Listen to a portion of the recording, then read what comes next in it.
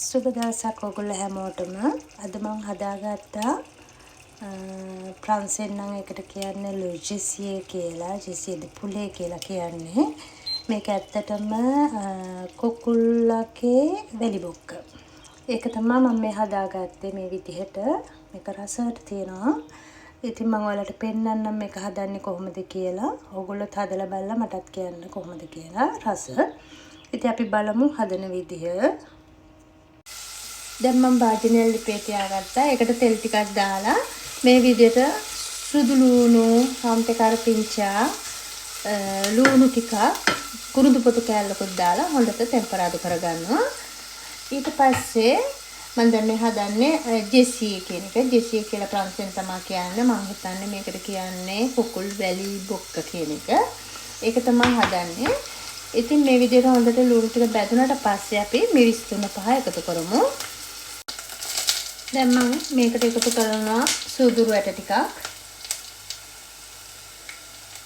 ඊට පස්සේ දානවා බැදපු 3-5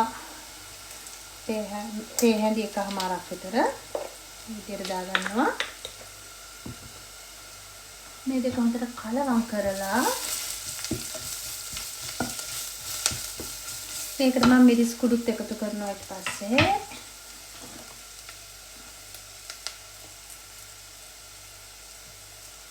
මේ විදිහට ඊළඟට මම දානවා මේකට කහ කුඩු,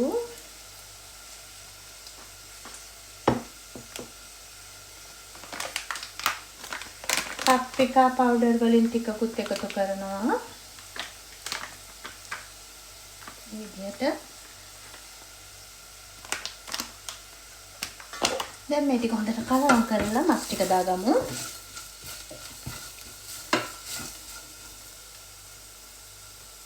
එක දෙයක් ඊට කලින් එකතු කරන්න ඕන මේකට ටොමැටෝ සෝස් වලින් ටිකකුත් මම දාගන්නවා.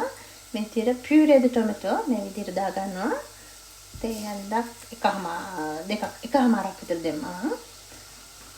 මේකෙන් හොඳ රසක් වගේම ලස්සන පාටකුත් එනවා මේක දාගත්තාම.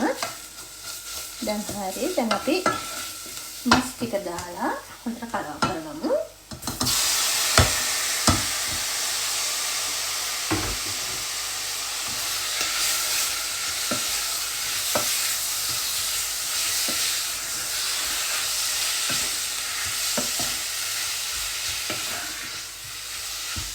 දැන් මම මේකට ලුණු එකතු කරේ නෑ තාම.